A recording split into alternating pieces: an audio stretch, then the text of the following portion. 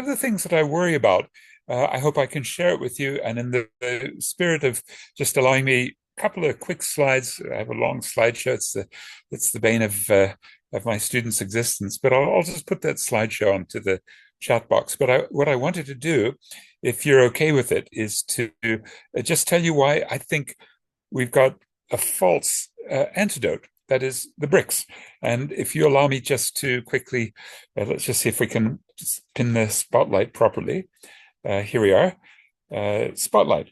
And then just ask you to bear with me for just a couple of these slides. And what the slides are meant to do would be to show you that instead of an anti-imperial politics, if we look at the ideologies in play at the moment, let's just get this away and try to highlight this slide.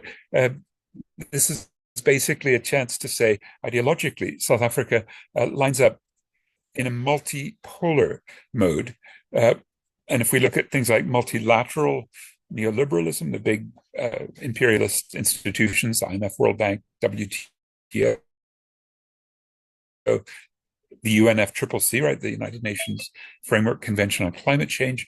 And if we look at Israel's genocide, I'm going to argue that there's a big problem, that we're not located in an anti-imperial, but rather a sub-imperial. We're not against, we're within.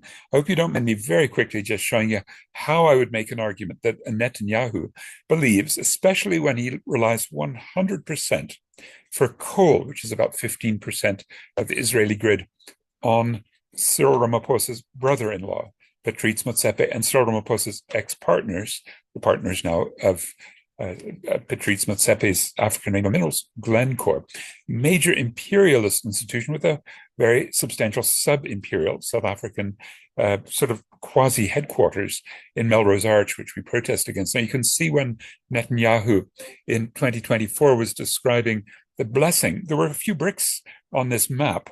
India, Saudi Arabia is there, which at that time was being discussed as a major BRICS member. It's not yet said yes fully.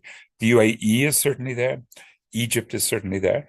And that means, I think, when we saw in early 2025, a lot of the hostility from the Trump regime, which I think was largely based on Trump and Elon Musk's racism. Don't forget, Musk didn't want to see a black partner for his Starlink, and that's still being negotiated. We're fearing that they may actually get away with not having a proper black partner, but more importantly, that Elon Musk will suck up all our data, and we know what he would do with it.